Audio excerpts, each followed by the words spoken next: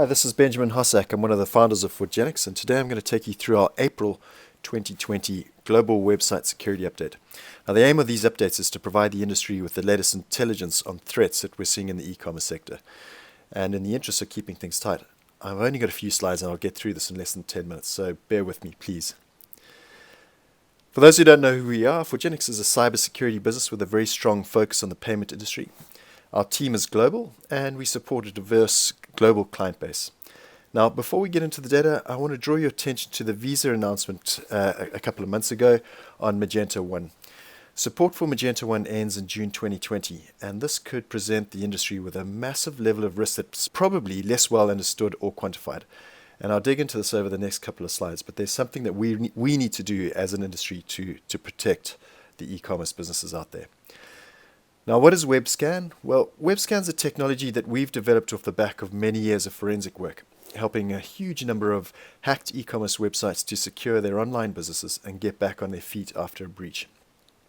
Basically, every single new bit of malware that we detect, every new indicator of compromise that we find is put into our scanning database so that we can detect it at scale around the world. Now, the key thing to know at this point is that our scanners are no more intrusive than a regular visitor visiting the website. All we're doing is searching for those very specific bits of information to understand if the site is healthy or sick, if it's already been hacked, what platform it's on, whether it's been set up correctly, if it's missing security patches, etc. And then what we do is we take all that information together, we give the site a risk score and a risk category. Now, there are a number of different risk categories, but for the purposes of this update, the most important to focus on are high and critical. We see these two categories as the problem zone in the industry. High risk means that there are serious security issues with the website. Perhaps it's missing a critical security patch, or maybe it's been set up with all the default settings in place, like the admin page being easy to find and so on. High risk websites don't appear to be hacked at this point, but with the focus of a reasonably skilled criminal, they could probably be broken into, on average, within 30 minutes.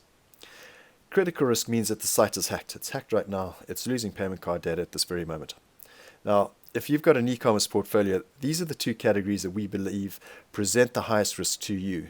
And understanding who in your portfolio fits into those categories will help you to streamline your resources, your time, and your money to focus on mitigating your highest risk clients. And those are the merchants who are currently hacked and racking up liabilities. And once you're focused on them, you then focus on the websites that very easily could be next in line to get hacked. Right, let's get into the results. So our recent scan that we completed towards the end of March was on a data set of just under 7 million websites.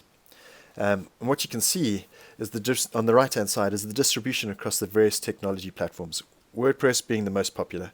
The important one that I'd like to draw your attention to is Magento 1. So Magento 1 has currently 214,000 websites in the scan. That's up from 202,000 websites in the scan that we did a month previously. So we've added a few more sites to our database. Magento 1 makes up 3.1% of the dataset. Now remember this because it's very relevant in a couple of slides' time. Now looking at the dataset from a slightly different perspective, we can see the size of the problem in the industry. This is made up from the high and critical risk websites. At roughly 10% of the dataset, the high and critical risk websites are the issue that we need to grapple with today.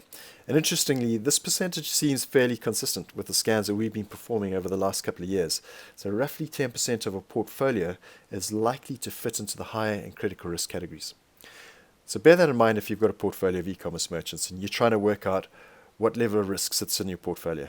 It's likely to be very close to that. So let's take a dive into the critical risk websites. There are currently 2,671 critical risk websites in our dataset. Now, remember that these sites are hacked and their customer data is being stolen from them right now, transaction by transaction. Their liabilities are growing right now, transaction by transaction.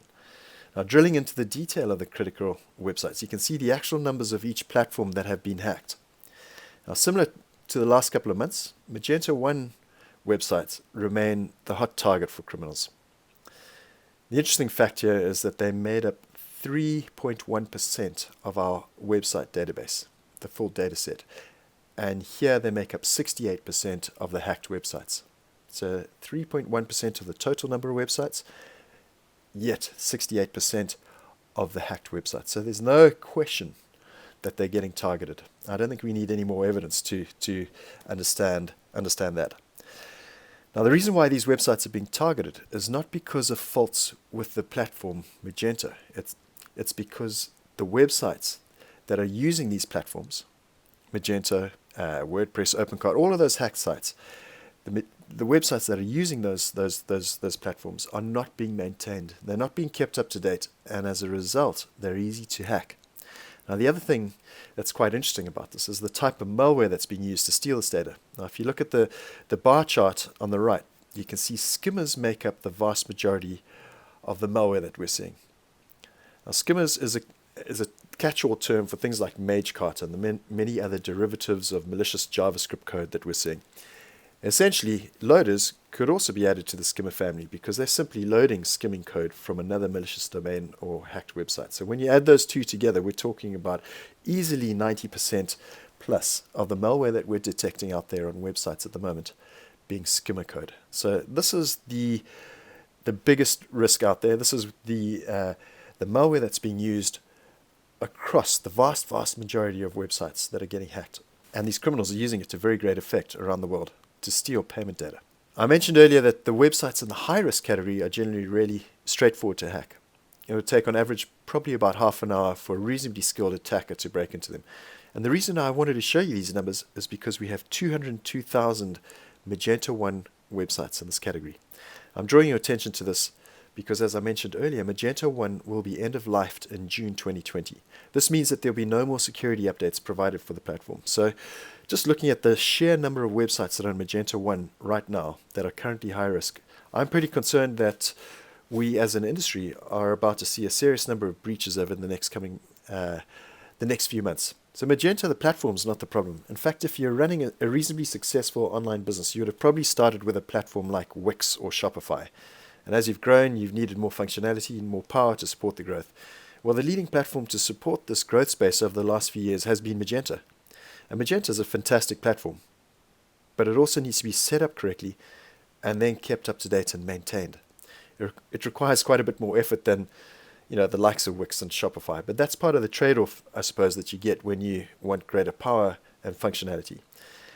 And this is where the problem lies. These Magento 1 sites are just simply not being kept up to date. They're not being set up correctly in the first place, and then they're not being maintained. So they become really easy targets. Unfortunately, most of the hacked organizations that we've helped over the years have failed at that. That and a few other really important areas, which I'm not going to dig into today. In fact, if you want to find out more, our blog's been documenting the findings over the last couple of years with some really simple, straightforward advice on how to secure the sites. Really, what I wanted to show you today is that there's an urgent problem that we need to deal with in the industry. Magento 1 sites are being targeted by criminals. There's no doubt about it. Magento 1's being end-of-lifed in a couple of months. The likelihood of getting those Magento sites migrated to Magento 2 in that short period of time is just not, it's impossible. So as an industry, we're going to be sitting with this latent risk over the next couple of months, and we need to work out how to deal with it. Now, we believe that education is the first step. And then considering the timeframes and knowing some of the challenges involved in upgrading from Magento 1 to Magento 2, we'd say that these sites need to insure themselves. They need to take out insurance to help mitigate the risk.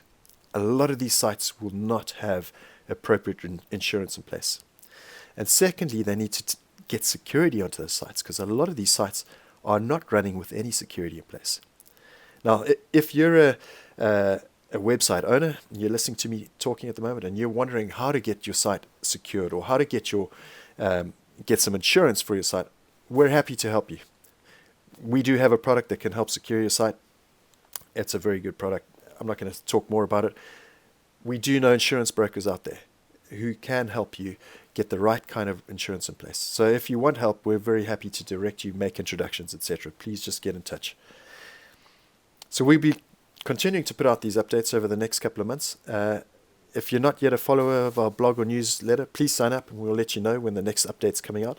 And if you found this useful, please share it. Let's get the word out there into the industry. We need to help those websites who are currently sitting in the high risk and the critical risk categories to get secure. Thank you for listening and have a good day.